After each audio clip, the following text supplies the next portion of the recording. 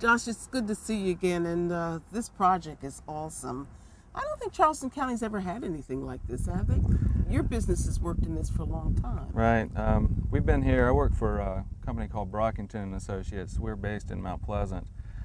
We have historians and archaeologists, and this project has been pretty intensive, and it's been going on since 2007. What is a preservation project all about? I mean, what's the aim here? What's the goal?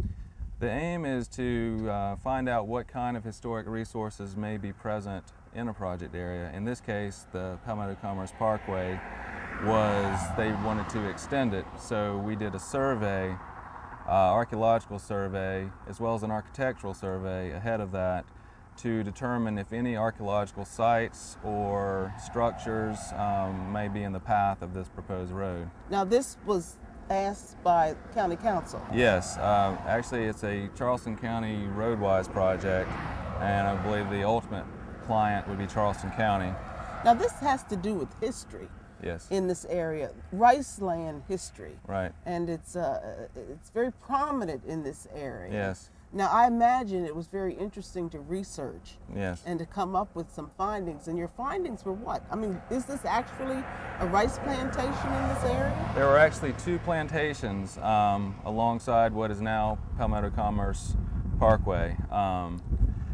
They date back to the early 1700s. These rice fields themselves were constructed in the early 1700s and probably ceased operation, large scale at least, in the late 1700s. There were enslaved Africans who constructed and maintained these fields, and they were very productive. And what's interesting to me, we had a chance to walk through this area. You remember that, Mm-hmm. I hope. And we saw these pieces of the dikes Right. that were in the area. What is a dike? We call them embankments and ditches. That's pretty much how you separate the two. The embankments are the large berms they built to hold back the water, whereas the ditches or canals they dug to make water flow from one field to the next. It was a very complex system. You really had to know what you were doing, and to be able to come out here and control at that time, a wild landscape and make it something that could be productive and profitable was a huge task. Now, this is an inland rice Right. plantation. Yes. Which means it's not near water. Well, and water had to be brought in. The kind of rice fields most people may be familiar with are the tidal rice fields, which are located, you see them a lot along rivers a bit closer to the coast here, in places like the Ace Basin and around Georgetown. But these inland rice fields predate those later tidal fields.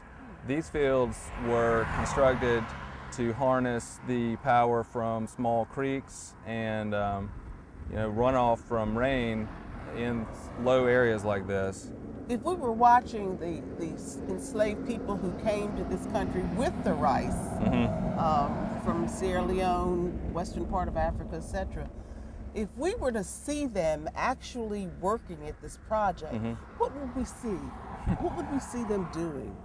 Well, it must have been horrible work, because when people first came here, this would have all been a wooded swamp, large, probably with cypress trees, huge cypress trees that had never been cut.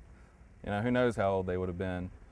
So first they had to clear the entire swamp because you need light to grow a crop. So this would have all been open, not wooded. So they had to first clear these huge trees, and of course this predates power tools.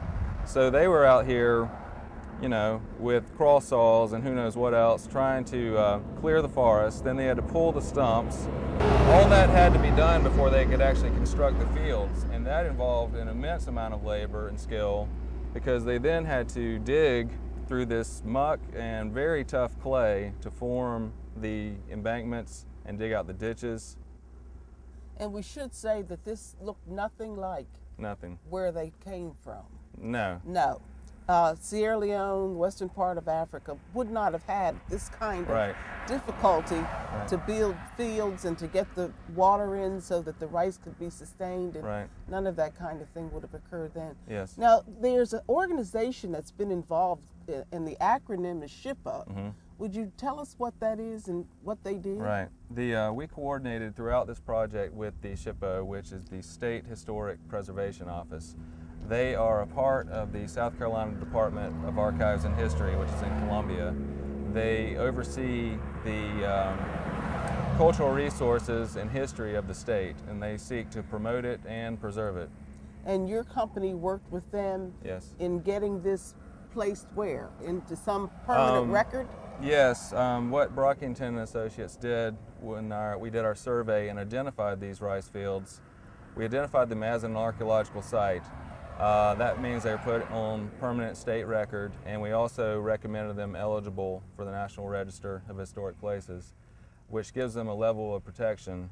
So in order for this road to be built, we came up with a plan along with Charleston County and the SHPO to find ways that we could best educate the public about the inland rice fields, about the people who made them, and ultimately about the history of Charleston County. Now, when one comes out here to the Palmetto Commerce Parkway, which is where we are today, and it was just recently completed, there were 2 stages, phase 1 and phase 2, as you know, and they were all completed, and now the public can use them. Right. And it's a very important part of the business community out here, because they need these roads to get the trucks in from the various docks in Charleston, and there's a lot of meaning here. And so what we've done is preserve the history, mitigated the history of what has happened out here. So everything worked in tandem with one another. Yes. We have the road, the business community is satisfied, the people who live out here, and then the history's been preserved. Right. That must feel pretty good. It does. It's nice that we could produce some products that would be useful to the public.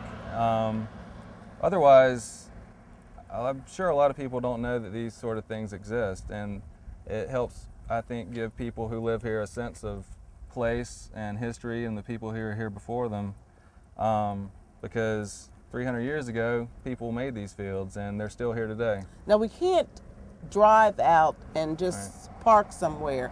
How do we get to take a look at the various placards that have been put up? Well, the road starts, or will be put up. Okay. Well, currently there is one, we call it an interpretive panel. It's placed along one of the bridges.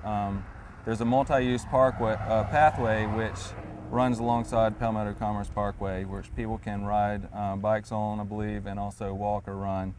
And you could stop and read the sign that we put up, which talks about the history of the rice fields, talks about the history of inland rice, and most importantly talks about the enslaved African people who constructed and tended to these fields. There's going to be a second marker put up. It should be up by late spring or early summer of 2012. And it is the type of historic marker you see at historic spots along the state, around the state, one of these silver and black metal plaques.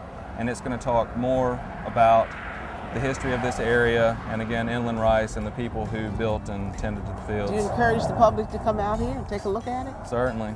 It's part of your history, so you should come see it. Thank you. All right.